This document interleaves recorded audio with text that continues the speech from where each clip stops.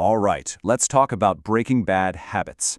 But forget everything you've heard about willpower. Seriously, today we're talking strategy. We're going to treat changing your habits less like a chore and more like, well, like a clever heist on your own mind to unlock that best version of yourself. I mean, have you ever felt like your brain is actively working against you? You know the feeling, right? You set a goal, you're going to eat healthier, you're going to exercise more, save some money, and then, boom, suddenly you're doing the exact opposite. It feels like there's this little saboteur inside your head, and you know what? You're not wrong.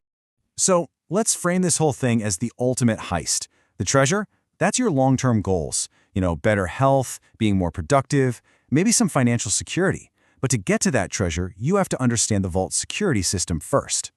And this is absolutely key. If you're struggling with this stuff, it's not a personal failure. I'm serious.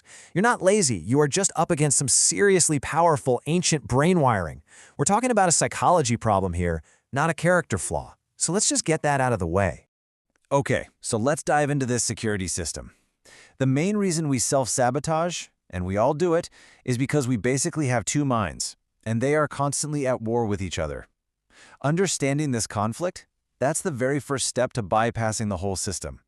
So let's break down these two inner rivals, right? On one side, you've got the impulsive guard. This is your emotional, automatic brain. It lives for the moment. It wants the cookie, and it wants it right now. But then, on the other side, you've got the rational planner. This is your logical, future-thinking brain that knows you should probably eat the apple instead. But here's the challenge, and it's a big one. The impulsive guard is strong, like really strong. It's wired for immediate survival and reward. So when a temptation pops up, its alarm bells are blaring, and they're way louder than that quiet, thoughtful voice of your rational planner. And guess who usually wins that argument? Yeah, this core security feature actually has a name. It's called present bias.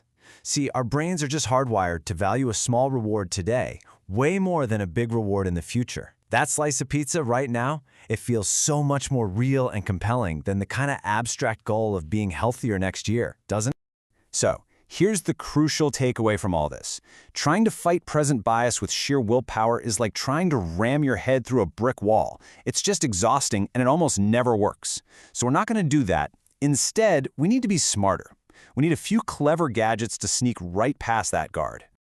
Okay, gadget number 1. We're going to call this the Trojan horse. The official psychological term is temptation bundling, but I like Trojan horse. The whole idea is to sneak your good habit, the thing you should do, inside something you already love, making it basically irresistible to that impulsive guard. So here's how you do it. Super simple. Step 1, pick a want. A guilty pleasure. Maybe it's binging that new true crime podcast everyone's talking about. Step 2, identify a should, a habit you want to build, like going for a 30-minute walk. And then step 3, and this is the absolute key, you make a rule for yourself. You are only allowed to enjoy that want while you're doing the should. This is a perfect real-world example. So instead of the gym feeling like this awful chore, it becomes the only way you get to listen to your favorite thing. Your brain literally stops fighting you on going to the gym and actually starts looking forward to it, all because it gets that instant reward. See? You've tricked the guard. It's brilliant. All right, time for gadget number 2. Let's call this one the lockdown. Or if you want the fancy term, psychologists call it a commitment device. And this one is all about making a choice right now, in the present, that basically locks your future self into making a better decision. And you know what? This is not a new idea. Not at all. In fact, one of the most famous examples ever comes all the way from ancient Greek mythology. I'm talking about the story of Ulysses and the Sirens. So the story goes, Ulysses knew that the siren's song was so beautiful, so enchanting, that it would lure his sailors and himself to crash their ship on the rocks. He knew he couldn't trust his future, impulsive self to resist it. So what did he do? He had his crew literally tie him to the ship's mast and then had them plug their own ears with wax. And this is just a brilliant illustration of the concept, right? While he was still the rational planner, totally calm and far away from the temptation, he made it physically impossible for his future impulsive guard self to make that catastrophic mistake. He created a commitment device. So, to put it simply, a commitment device is just a way to lock in your good intentions. It's an action you take right now that makes it way harder, maybe even impossible, for your future self to give in to that temptation. You get to be the wise planner outsmarting the impulsive guard way ahead of time. So what does that ancient strategy look like today? Well, here's a perfect example. By leaving your credit cards at home before you go to the mall, you've made a choice in the present before you're surrounded by all that temptation that literally restricts your future self's ability to spend impulsively. It's a simple, modern-day version of tying yourself to the mast. Okay, so you've got your gadgets, the Trojan horse, the lockdown, you're ready. But even the best heist needs the perfect timing. And that brings us to the final piece of our plan, leveraging something called the fresh start effect.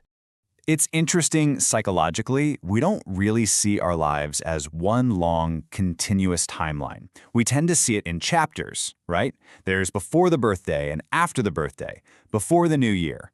These moments, these fresh starts, they make us feel disconnected from our past failures. It gives us this sense of optimism and motivation to change. And these moments are prime time for launching your heist. I mean, just think about it. A Monday just feels different from a Friday, doesn't it?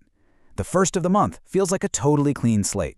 These are natural psychological breaks that you can and should use to your advantage when you're trying to start a new habit. What you're really doing here is you're giving yourself permission to mentally separate yourself from the old you, the one who kept skipping the gym. You're creating a brand new story for the new you, and that is a seriously powerful mental trick to get a boost of motivation right when you need it the most. So there you have it. That's the whole plan to outsmart your own brain. It's simple, right? Step 1, understand the security system, that battle between your impulsive guard and your rational planner. Step 2, pick your gadgets, like the Trojan horse or the lockdown. And Step 3, time your heist perfectly using that fresh start effect. So just remember this, your brain's programming is not your destiny. Its code can absolutely be cracked. It just takes a little bit of strategy instead of a whole lot of willpower. So, the only real question left is, what's the first treasure you're going to go after?